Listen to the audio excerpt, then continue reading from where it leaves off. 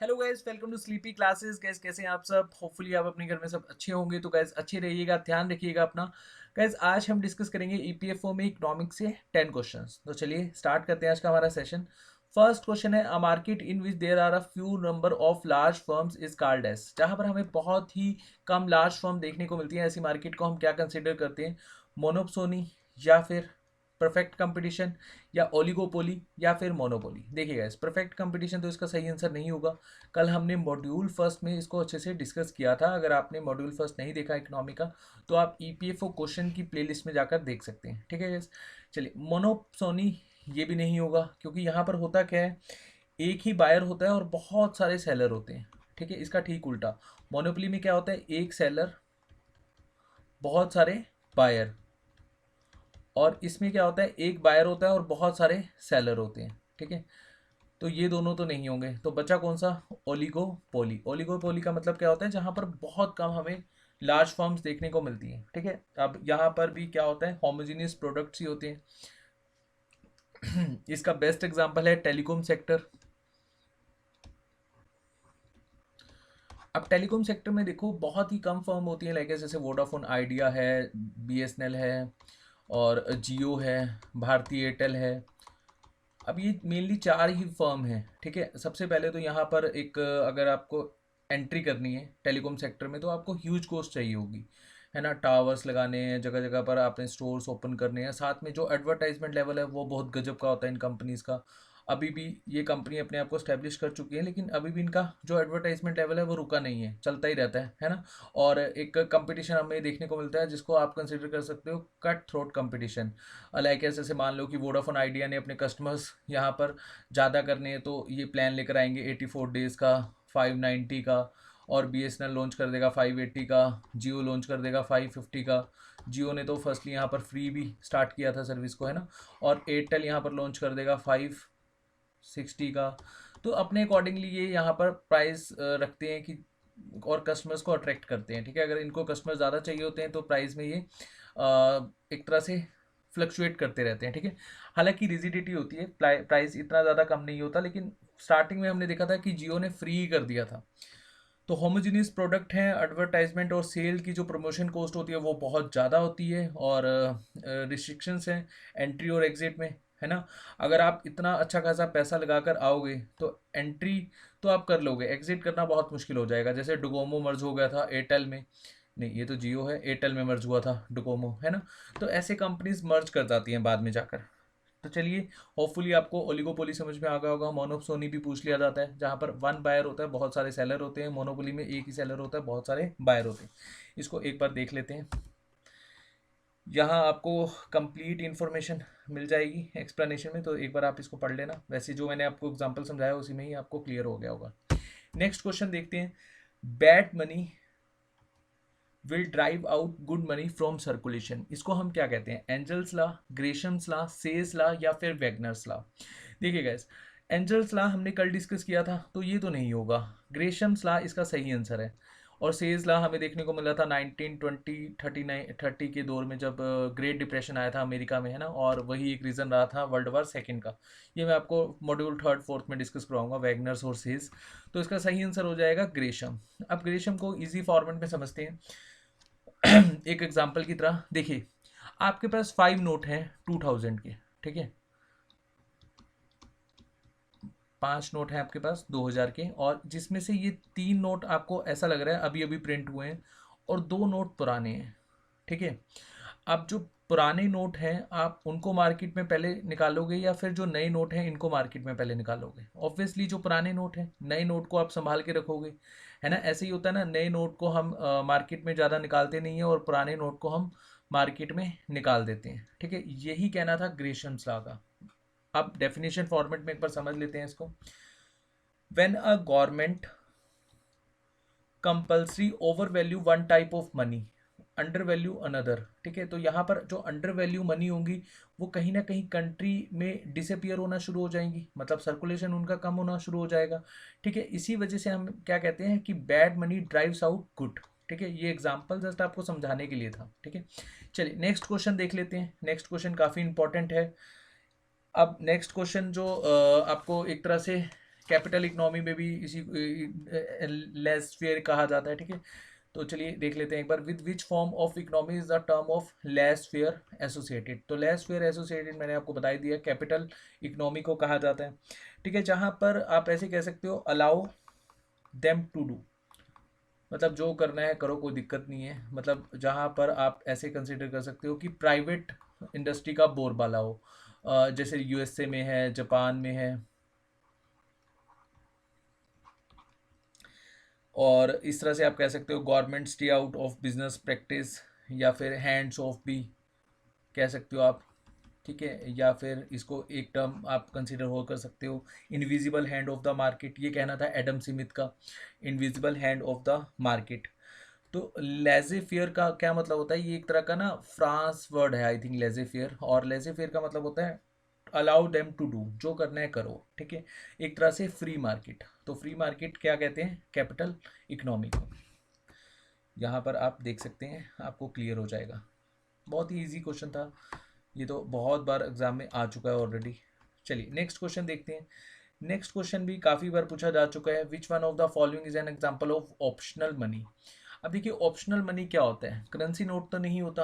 अब मार्केट में जाते हैं, हमारे पास करेंसी नोट होता है, तो ये एक ऑप्शनल मनी तो नहीं है। कॉइन्स भी होते हैं, तो वो भी ऑप्शनल मनी नहीं है। चेक या फिर बॉन्ड पेपर, तो बॉन्ड पेपर भी यहाँ पर ऑप्शनल मनी नहीं है। आपका जो ऑप्शनल मनी है वो चेक, या फिर आप यहाँ पर डिमांड ड्राफ्ट भी कंसीडर कर सकते हो। चलिए एक बार इसको डिटेल में देख लेते हैं, फिर आपको क्लियर हो जाएगा। देखिए gas, on the basis of acceptability money has been classified into legal tender and optional money, ठीक है। ऑप्शनल मनी किनको कहा जाता है, जैसे चेक है, आपका बैंक ड्राफ्ट है, जहाँ पर एक तरह से आप कह सकते हो कि optional money is debt money which may और may not be accepted as means of payment, ठीक है। कई जगह एक्सेप्ट नहीं करी जाती, it has no legal sanction, ठीक है। और लाइक जैसे चेक हो गया, बैंक ड्राफ्ट हो गया। अब कई जगह तो बैंक ड्राफ्ट आप कंसिडर करे जाते हैं, कई जगह नहीं करे जाते, तो ऑप्शनल मनी में क्या हो जाएगा, आपका चेक हो जाएगा। नेक्स्ट क्वेश्चन है the existence of parallel money और ब्लैक मनी। अगर आपने मेरी मॉनेटरी पॉलिसी वाली वीडियो देखी है डेली डोज में, तो डेफिनेटली आप इसका आंसर कर पाएंगे। तो 5 सेकंड का टाइमर ऑन कीजिए और इसका सही से आंसर मार्क कीजिए। चलिए एक बार देख लेते हैं, होपफुली आपने इसका सही आंसर मार्क किया होगा। ये ऑप्शन हमें क्या कहता है, makes the economy more competitive. B option हमें कहता है makes the monetary policies less effective, ensure a better distribution of income and wealth. अगर ब्लैक मनी हमारी इकोनॉमी में रन करेगी पैरेलली, ठीक है, वाइट मनी, यहाँ पर वाइट ही कंसिडर कर लो, तो वाइट मनी और ब्लैक मनी दोनों पैरेलली यहाँ पर रन कर रही हैं, क्या हमारी इकोनॉमी में डिस्ट्रीब्यूशन अच्छी हो पाएगी इनकम और वेल्थ की, ये तो नहीं होगा, ठीक है। एंश्योर इंक्रीजिंग प्रोडक्टिविटी इन्वेस्टमेंट, बिल्कुल भी नहीं। ब्लैक मनी जब सर्कुलेशन में नहीं आएगी तो हमारे देश की इन्वेस्टमेंट कैसे बढ़ेगी, प्रोडक्टिविटी इन्वेस्टमेंट तो अच्छी नहीं होगी ना। और इकोनॉमी कंपिटिटिव भी अच्छे से नहीं हम देखने को हमें मिलेगी, है ना। तो इसका सही आंसर होगा makes the monetary policy less effective, क्योंकि ब्लैक मनी जब रन करती है किसी भी कंट्री में पैरेलली, तो वो सर्कुलेशन में प्रॉपरली आती नहीं। सर्कुलेशन का मतलब ये नहीं होता कि मार्केट में वो किस तरह से उसका चलन है, नहीं। सर्कुलेशन का मतलब होता है कि मान लो कि एक पर्सन से सेकंड पर्सन पे गई, फिर थर्ड पर्सन पे, इस तरह से घूम घूम कर लास्ट में जाकर वो बैंक में जाती, फिर बैंक से वो इस तरह से सर्कुलेशन में जाती है, पर्सन से दूसरे पर्सन, तीसरे पर्सन, ये होता है सर्कुलेशन प्रॉपर, ठीक है। ऐसा नहीं है कि पर्सन टू पर्सन वेरी कर रही है। तो ब्लैक मनी को अगर सर्कुलेशन में नहीं होगी तो वो कहीं ना कहीं हमारे देश का जो मॉनेटरी पॉलिसी है उसको लेस इफेक्टिव कर देगी। तो आपका बी बिल्कुल सही हो जाएगा, ठीक है। तो एक बार इसको आप देख सकते हैं, आपको इजीली समझ में आ जाएगा। नेक्स्ट क्वेश्चन है the term stagflation. The term stagflation क्या होता है। अब देखिए स्टैगफ्लेशन, अब द हिंदू के अगर आप एडिटोरियल्स पढ़ते हो तो ये बहुत ज़्यादा हमें देखने को मिलता है, ठीक है। तो चलिए एक बार इसको ऑप्शन के फॉर्मेट में देख लेते हैं, स्टैगफ्लेशन की उसमें सिचुएशन क्या होती है। फर्स्ट ऑप्शन है growth has no relation with the change in price. चलिए बी ऑप्शन देख लेते हैं, rate of growth and price both are decrease, rate of growth in faster than the rate of price increase, rate of growth is slower than the rate of price, ठीक है। तो देखिए guys, stagflation actually में होता क्या है, जहाँ पर जीडीपी बहुत ही पुअरली वर्क कर रही हो, या फिर जीडीपी डिक्रीज हो रही हो, ठीक है, और इन्फ्लेशन बहुत ज़्यादा बढ़ रहा हो। अब आप समझ जाएंगे इसका सही आंसर क्या है। जीडीपी यहाँ पर कम हो रही है, इन्फ्लेशन यहाँ पर राइज हो रहा है, और साथ साथ अनएम्प्लॉयमेंट भी यहाँ पर राइज हो रहा है। इस कॉम्बिनेशन को क्या कहते हैं? स्टैगफ्लेशन। आपको देखने को मिल रहा होगा सेम सी कंडीशन आज की डेट में हमारे देश की है, ठीक है, जहाँ पर जीडीपी लो हो रही है, इन्फ्लेशन राइज हो रहा है। हालांकि इन्फ्लेशन इतना राइज नहीं है, क्योंकि हमारी जीडीपी के अकॉर्डिंग 4 to 6% हमारा जो इन्फ्लेशन है वो चल सकता है, ठीक है। ये मैंने आपको मॉनेटरी पॉलिसी में समझाया था, 4% हमारा इन्फ्लेशन होता है, +-2 की कंडीशन है यहाँ पर। अगर +2 हो तब भी कोई दिक्कत नहीं, -2 हो तब भी कोई दिक्कत नहीं। फिर भी इन्फ्लेशन थोड़ा पता राइज हो रहा है यहाँ पर, अनएम्प्लॉयमेंट यहाँ पर बहुत ज़्यादा है, तो आप कंसिडर कर सकते हो कि इंडिया में भी क्या है? स्टैगफ्लेशन है। लेकिन ये हैपन कब, मतलब कब हुआ था, कब हमें देखने को मिला था स्टैगफ्लेशन? 1970s का जब दौर था, तो जितनी भी आपकी ओपेक नेशन है जो ऑयल प्रोड्यूस करती है, यहाँ पर एक तरह से बैड इकोनॉमी कंबाइंड हो गई थी। ये जो ऑयल प्रोड्यूसिंग नेशन है, यहाँ पर हमें स्टैगफ्लेशन देखने को मिला था। तो होपफुली इसका सही आंसर आपने मार्क करा होगा। जीडीपी ग्रोथ स्लो हो जाती है, और हमारी जो रेट है वो बढ़ जाता है, ठीक है। तो डी आपका बिल्कुल सही हो जाएगा। इसके आप डिटेल में पढ़ सकते हैं। Stagflation is kind of inflation with a combination of number of economic growth and higher employment. So stagflation will be referred to situation where rate of growth is lower than the rate of price increase. ठीक है जी, चलिए next question देखते हैं। Next question बहुत easy. Macro economics deal with, macro economics क्या होता है? देखिए, इकोनॉमिक्स को हम 2 पार्ट्स में डिवाइड करते हैं, मेनली माइक्रो एंड मैक्रो। अब मैक्रो में हम चलिए ऑप्शन में देख लेते हैं एक बार, फिर मैं आपको समझाता हूँ। The circular flow of income, B option है आपका। Decision making of a single economy variable like demand, और सी ऑप्शन है आपका resource allocation at firm level, and D है इक्विलिब्रियम प्राइस एंड क्वांटिटी। देखिए गाइस, आपका जो सही ऑप्शन हो जाएगा सर्कुलर फ्लो ऑफ इनकम। अब क्यों हो जाएगा? देखिए, माइक्रो इकोनॉमिक्स का मतलब होता है द बिग पिक्चर, जहां आप वोल नेशन की बात करते हो। माइक्रो में तो आप एक इंडिविजुअल की बात कर रहे हो ना, और मैक्रो में आप एक पूरी की पूरी कंट्री की बात कर रहे हो, जहां पर हम ग्रोथ भी देखते हैं, सर्कुलेशन भी देखते हैं इनकम का, ठीक है, और साथ साथ हम एम्प्लॉयमेंट भी देखते हैं। तो हर जो फैक्टर वेरी करता है उसके पॉइंट में हम मैक्रो इकोनॉमिक्स को देखते हैं। और यहाँ पर आप इसको इस तरह से भी कंसिडर कर सकते हो, choice made by large group like country, ठीक है। तो चलिए एक्स्ट्रा इन्फॉर्मेशन में देख लेते हैं। देखिए, वोल सम लेवल, इसको क्या कहा जाता है? Macro economics. नेक्स्ट क्वेश्चन देखते हैं। Entrepreneurial ability is a special kind of labour that.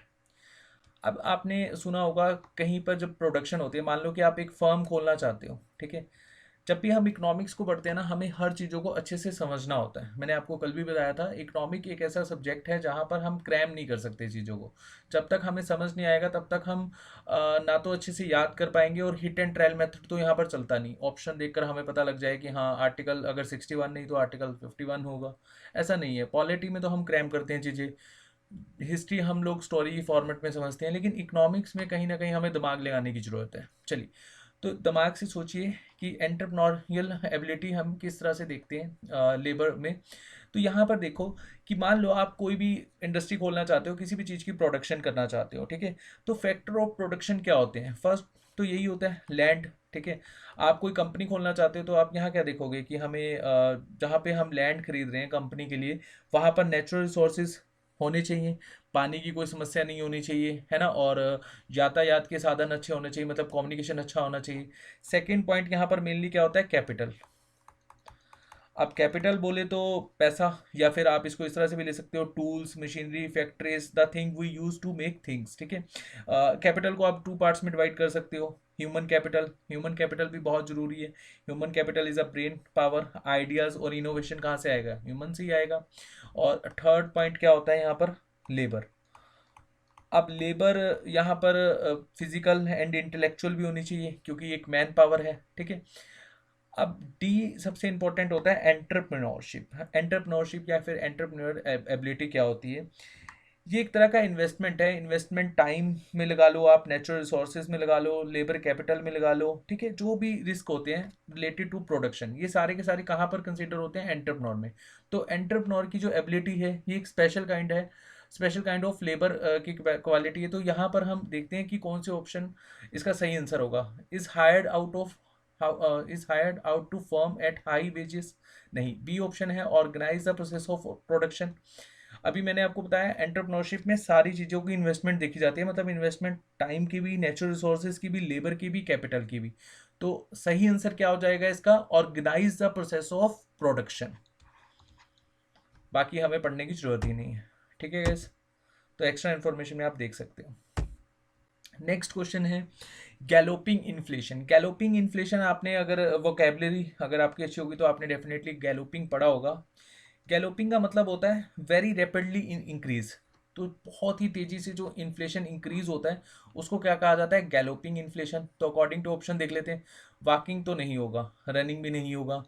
अब देखिए अगर आप सोचो कि वेरी रैपिडली, तो आप रनिंग यहाँ पर टिक कर सकते हो, लेकिन नेक्स्ट ऑप्शन डेफिनेटली आपको पढ़ना चाहिए, ठीक है। कई बार क्या होता है सेम से वर्ड होते हैं, हम कंफ्यूज हो जाते हैं।